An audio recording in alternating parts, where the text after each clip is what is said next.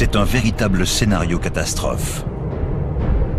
Une météorite géante est sur le point de percuter la Terre. Les dinosaures et les 3/4 des espèces qui y vivent sont condamnés. En moins de 24 heures, cette collision pourrait bouleverser l'histoire de notre planète.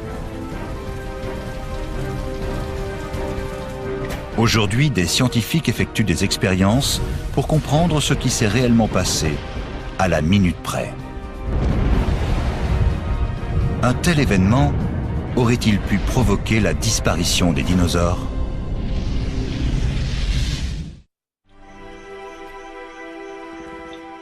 Revenons 65 millions d'années en arrière.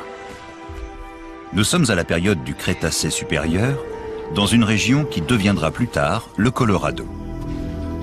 Les dinosaures y règnent en maître.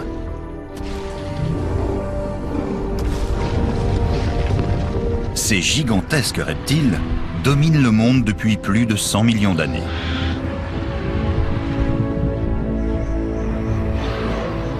Mais ils ne sont pas seuls. Sur les continents, de petits mammifères tentent de survivre face à ces redoutables prédateurs. Tandis que dans les océans, la vie prolifère. Mais tout cela pourrait bientôt changer.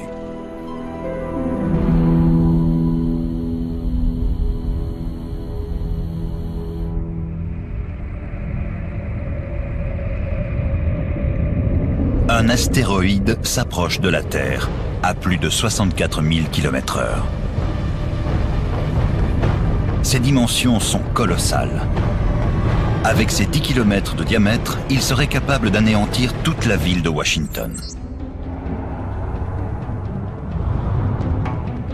Son sommet culmine à 9000 mètres, soit l'altitude de croisière à laquelle vole un avion de ligne.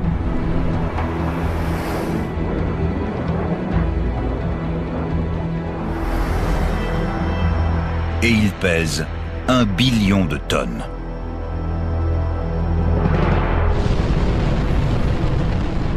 Le compte à rebours a commencé.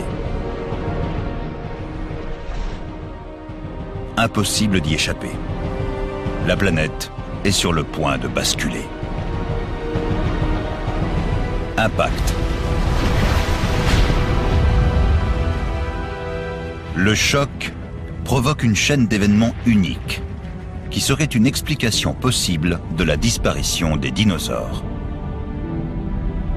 Les scientifiques appellent cette période la crise Crétacé-Tertiaire. Mais son déroulement exact reste encore un mystère.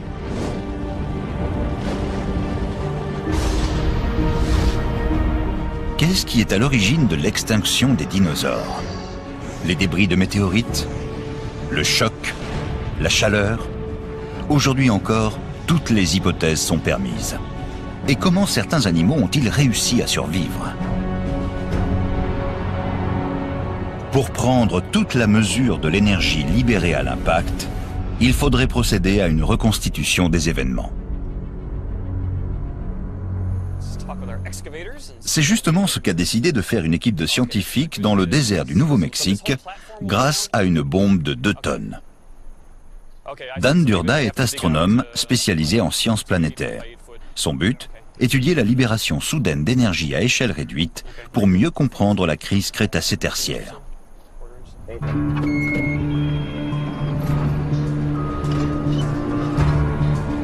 Quelle quantité d'énergie est-elle produite dans les millisecondes qui suivent l'impact? Comment se déplace-t-elle? En quoi peut-elle être mortelle? C'est l'occasion de recueillir des informations et surtout d'assister à une libération d'énergie très importante.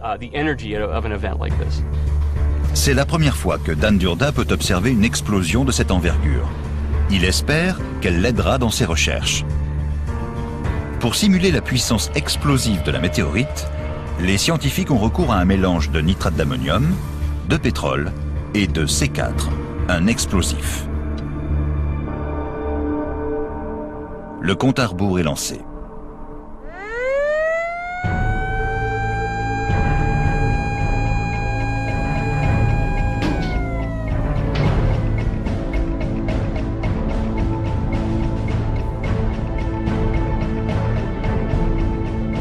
L'équipe se met à l'abri en attendant la mise à feu.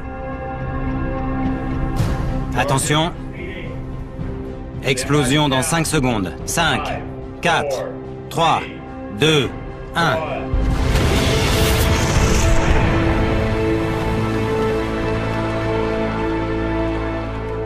C'était parfait.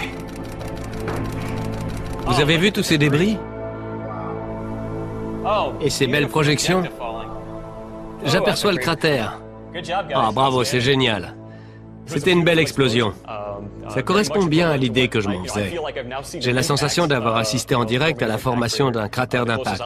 Je n'en verrai jamais d'aussi près. La détonation et les projections étaient superbes. Les caméras à haute vitesse permettent de voir ce qui est invisible à l'œil nu. L'énergie brusquement dégagée est comparable à l'impact d'une météorite. Tout commence par une détonation. Les matériaux explosifs se vaporisent. Ils passent de l'état solide à l'état gazeux. Quelques millisecondes plus tard, l'onde de choc est visible. Elle se propage 10 fois plus vite que le son. Elle est immédiatement suivie d'une projection de débris au point zéro.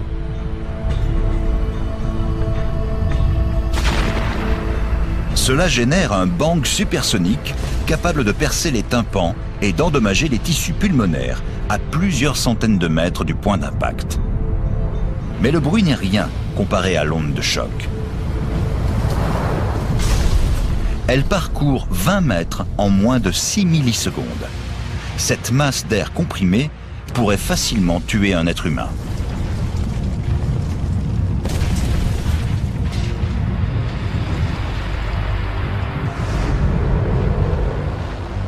Si cette reconstitution est exacte, elle permet de se figurer l'énergie libérée à l'impact du corps céleste il y a 65 millions d'années. D'après les chercheurs, d'énormes ondes de choc se seraient propagées dans toutes les directions à la vitesse de 20 km/s.